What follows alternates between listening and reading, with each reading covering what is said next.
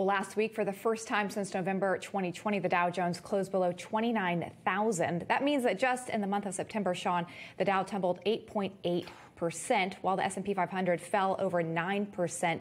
And the newest inflation report released on Friday, the Personal Consumption Expenditure Price Index, which is closely watched by the Federal Reserve, revealed that prices continue to increase at a rapid pace in August. So with the economy struggling and inflation roaring, what should you and your family be doing to ensure your economic security? Here to answer that and more is economist and Presidential Medal of Freedom recipient, Art Laffer. Art, welcome to the show. It's so good to have you. All right, the Dow rebounded by a lot today, but how can people navigate all this turbulence? What is your advice to them?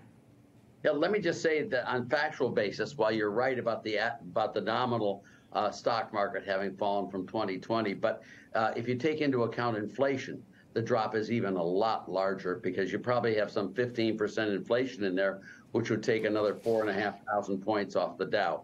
When people live with these policies, you've got inflation. We had it back in the late 70s and early 80s. And, there's a very simple way of trying to bring it under control: expand the supply of goods and services and tighten up on money. Paul Volcker did a beautiful job of tightening up on money. Reagan cut tax rates, which expanded the economy enormously. Those two together brought inflation down very quickly. And I just worry that this Fed, for sure, and the government, the Biden administration, are not doing either. They're not encouraging output growth, nor are they encouraging really tight money yet.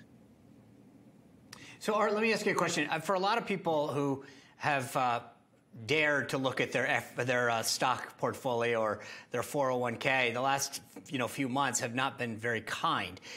If you were investing right now, if you had money in the stock market or whatever, what would you advise people to do in terms of do you double down? Do you buy now because rates could you buy low? Do you get out? Do you go put money in treasury bonds or real estate?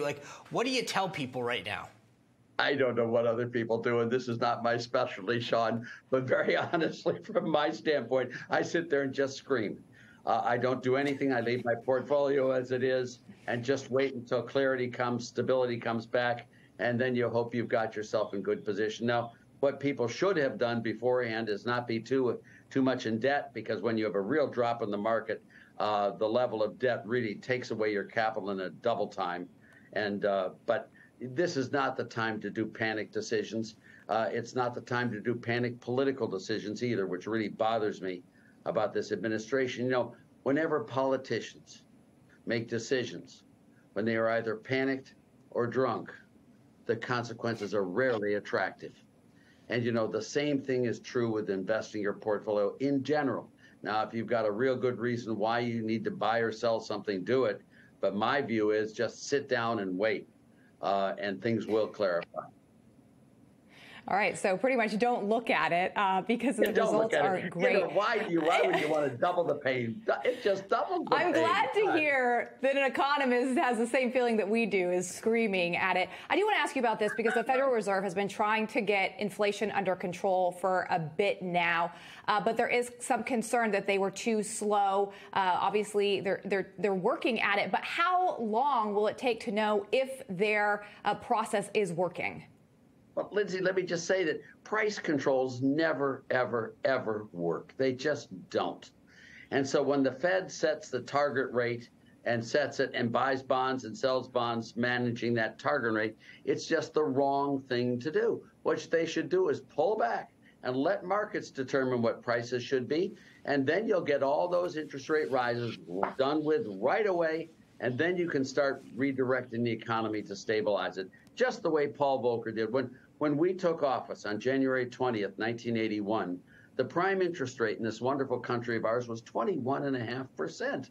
That's not going up 75 basis points a time. He just let it go, get it under control, and then he tightens the monetary policy, which he did beautifully. Reagan increased the supply of goods, and that inflation rate came way down. This Fed is trying to control day in, day out, week in, week out, and they don't have the ability or the competence to do that. They just plain don't. Let market solve it. Yeah. It's unfortunate. Art, I wish we had more time for you because there's so much more insight I would love to get, but we'll have to have you back. Thanks for being here tonight. Okay, next time we talk about Britain, I'd love to go through that. I used to work with Thatcher very closely, and it's just amazing what's going on there. Talk to you all later. Thank you. Sounds like a deal. All right. Coming up, the Supreme Court began a new term today, and we have two experts on deck to break down the most important cases that the court will be hearing. That's next.